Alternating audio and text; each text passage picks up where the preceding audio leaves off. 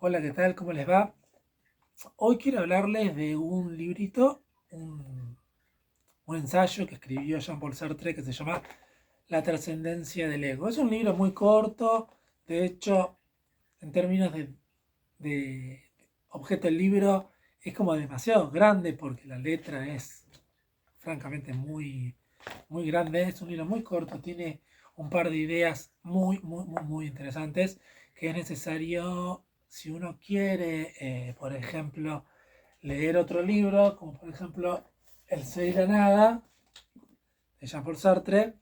eh, Muchos de los conceptos que va a encontrar en este librito, La trascendencia del ego, están ahí desarrollados, explicados, bueno, profundizados. Un libro como La trascendencia del ego, si uno no tiene formación en fenomenología, si uno no ha leído apenas algunos conceptos, algunas aproximaciones a Edmund Husserl, probablemente le resulte muy refractario el libro.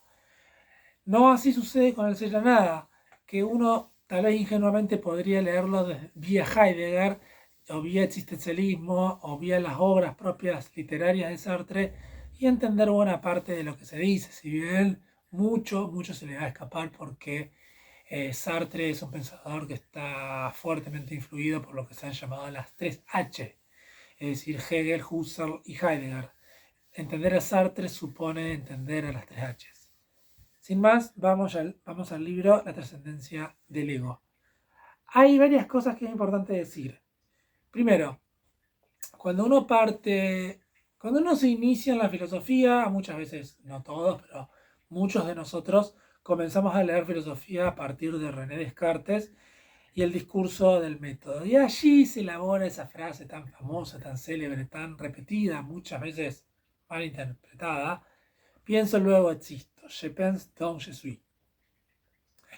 Esta frase que dice yo pienso luego existo, coloca esta experiencia existencial, si se quiere, con respecto al yo, con respecto a la introspección, como si fuera algo transparente, como si fuera algo inmediato, como si fuera un axioma intuitivo autoevidente. O al menos así es como lo presenta René Descartes en sus meditaciones metafísicas, ya allá por el siglo XVII. Bien, lo que hace la fenomenología es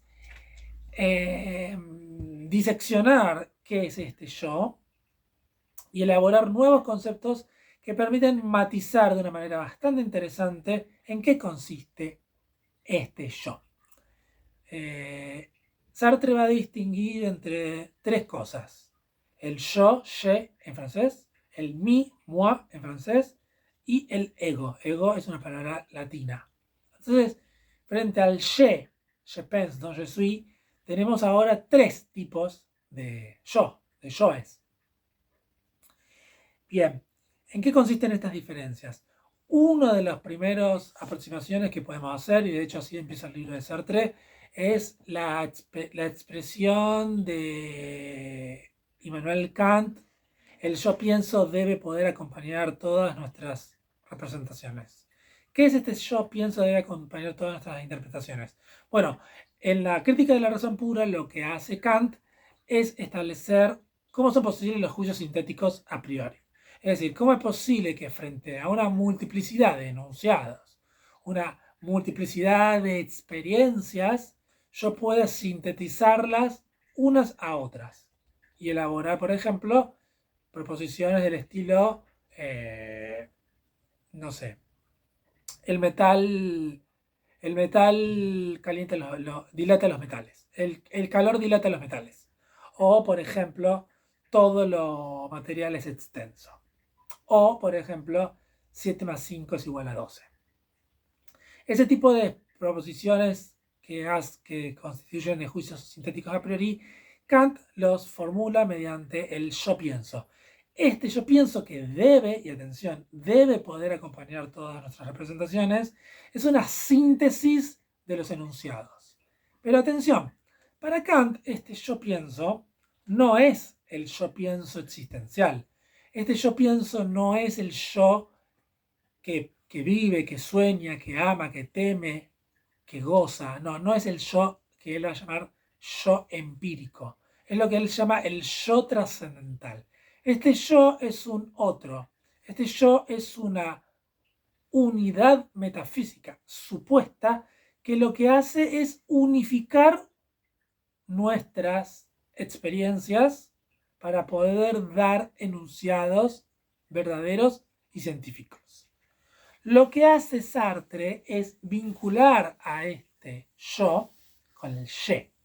Es decir, el yo, tal como es vivido en estos términos, es el yo cognoscente, el yo sujeto, el yo que se pone delante de un objeto y lo conoce. Delante de este yo sujeto existen los objetos. El yo se arroja a los objetos, los conoce, los capta y los lleva para su conciencia trascendente. Bien, entonces aparece una cuestión interesante. ¿Qué sucede cuando el yo no se dirige, por ejemplo, a estos libros, sino que se dirige a sí mismo? Cuando hablamos de sí mismo, obviamente no nos referimos a nuestro cuerpo. Cuando el yo se remite a sí mismo, hablamos de lo que Sartre llama el moi, el yo objeto. Tenemos un yo sujeto y un yo objeto, el je y el moi. Esto es lo que se distingue entre el yo reflexivo y el yo reflexo. Vale decir, este reflexivo tiene una doble función semántica. Por un lado, el concepto intelectual de la reflexión, como cuando alguien piensa y reflexiona sobre tal asunto, pero también el sentido físico, el sentido de un rayo de luz que refleja a otro. Eso es una reflexión. Cuando el je se arroja al mí, al moi, acontece la introspección. Esa introspección uno puede determinar los estados de conciencia del moi. Entonces, uno se piensa a sí mismo como je y como moi. Sartre va a establecer esta relación muy típica en el ser y la nada de la conciencia notética, de la conciencia dirigida. Recordemos que para la fenomenología es fundamental y elemental el concepto de intencionalidad. La intencionalidad lo que hace es captar la relación entre el yo cognoscente y el objeto intentado. El objeto intentado lo que hace es trazar una unidad intencional entre el yo que conoce y el objeto, entre noesis y noema. Bien, lo que ocurre es que este moi ocurre como algo objetivo, como algo que no es activo, sino que es pasivo. Cuando yo estoy, por ejemplo, bueno, en este momento es difícil porque estoy hablando precisamente de eso, pero pongamos un ejemplo. Cuando vos estás corriendo un colectivo, no es el ye el que está corriendo el colectivo, no es el ye cognoscente que se está relacionando intencionalmente con el objeto para conocerlo. Es el moi que está siendo empujado, pulsionado por correr el colectivo. Cuando uno está hablando con otra persona, muchas veces, en general, no es el je el que actúa, sino que es el moi. Este moi que aparece en la conciencia aparece como en un segundo plano. Es como que cuando nosotros hablamos con otra persona, siempre está presente ese moi. Siempre está presente ese moi, pero está como en segundo plano. Yo sé que soy yo el que hablo, pero no soy yo en tanto actividad. No soy yo el que se postula a sí mismo como yo y el que intencionalmente está dirigido hacia sí mismo. Esta diferencia entre je y moi en la fenomenología sartreana es clave para entender todos sus desarrollos fenomenológicos a lo largo de su obra. Pero las cosas no se terminan así, ahí, porque aparece lo que él llama el ego. El ego lo que viene a ser es una especie de síntesis, de una palabra muy generosa, pero síntesis, el ego es una comunión, una unión entre el je y el moi. Ahora bien, este ego, en tanto síntesis de ambos, no es que sea la suma de ambos. El ego no es un yo inteligente dirigido hacia las cosas. Y el ego no es un moi pasivo que recibe las cosas y que está en un segundo plano. El ego, va a decir Sartre, es trascendente. El ego es el que recibe todas las acciones, todas las praxis del mundo. En ese sentido, cuando el ego, por ejemplo, está enamorado de alguien, el ego percibe una serie de emociones que fluyen del moi al je. Por ejemplo, yo puedo saber que estoy enamorado de alguien, por ejemplo, darme cuenta de decir te amo, por decir una cosa. Pero por otro lado, en muchas otras situaciones, yo no soy consciente de que te estoy amado. Eso es lo que se llama una intermitencia del yo. En ese sentido, el ego actúa de una manera pasiva. Y Sartre va a distinguir entre tres tipos de cosas que él va a llamar los estados, las actividades y las cualidades. Cuando yo odio a alguien, puedo estar dirigido como estado, como un estado. Como que tal persona me produce repulsión, como que tal persona me produce repugnancia, como que con solo verlo mi cuerpo reacciona de una manera crispada. Eso es lo que él llama un estado. Y ese estado no es algo momentáneo, no es un estímulo-respuesta, sino que es algo que dura, y este concepto de duración viene de Henri Bergson, esta duración se constituye en el tiempo, en el pasado, que es lo que le da su fuerza en el presente, ese odio, pero también en el futuro porque hay un compromiso existencial con seguir odiando a esa persona en el futuro. Es lo que se llama un estado. Una actividad constituye el cómo yo me afecto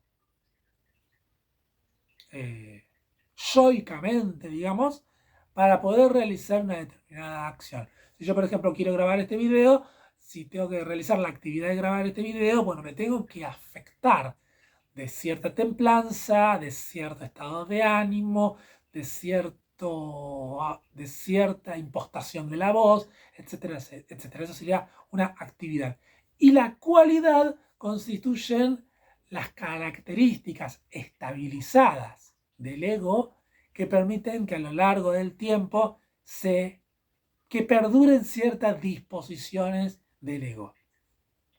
Este ego, finalmente, va a decir Sartre, no es un ego que esté atrapado en la conciencia.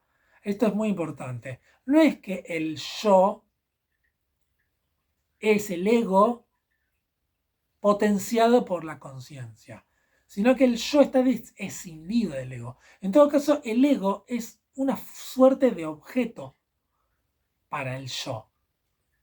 Es decir, el ego subsume el mí, el moi. El moi es la parte del ego que el yo se dirige intencionalmente a sí mismo para captarse y reflexionar sobre sí mismo. La parte reflexa. Por otro lado, el ego existe afuera de mí mismo. Esto es muy loco. Que el ego exista afuera de mí mismo significa que existe como cosa, que existe como realidad que yo no domino, que yo no controlo, que yo no soy dueño, yo no soy dueño de mi ego. Y esto es también muy interesante en estos términos porque supera la dificultad del solipsismo. Para la posición solipsista, yo considero que el mundo no existe y que todo lo que existe soy yo mismo. Si todo lo que existe soy yo mismo, todo lo que yo veo, todo lo que yo escucho, todo lo que me dicen es una creación de mi propia conciencia que es mucho más inteligente de lo que yo puedo llegar a imaginar. Yo sería una especie de Dios que crea el mundo sin saberlo. Lo que dice Sartre es que el ego existe afuera de mí mismo y existe disponible para los otros. Es decir, cuando yo converso con alguien, por ejemplo, le digo a José que estoy enamorado de Julieta, el amor que yo siento por Julieta es una actividad es un estado mental que yo puedo percibir de una manera introspectiva.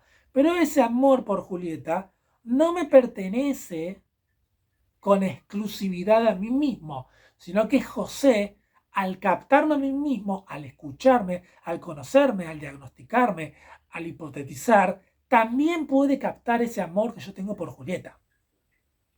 Entonces, este ego está afuera de mí mismo y este ego está conocido por los otros y está eyectado en el mundo. Básicamente, en eso consiste La trascendencia del ego, un texto muy breve de Sartre, un texto que se lee en una tarde, pero debo decir que si uno no estuvo formado filosóficamente por Husserl, por Hegel, por Heidegger, puede parecer básicamente chino básico y no entenderse nada. Con este video quisiera ayudar a que los que les interesa el existencialismo, Sartre, e intentan estudiarlo con seriedad, puedan llegar a tener una aproximación.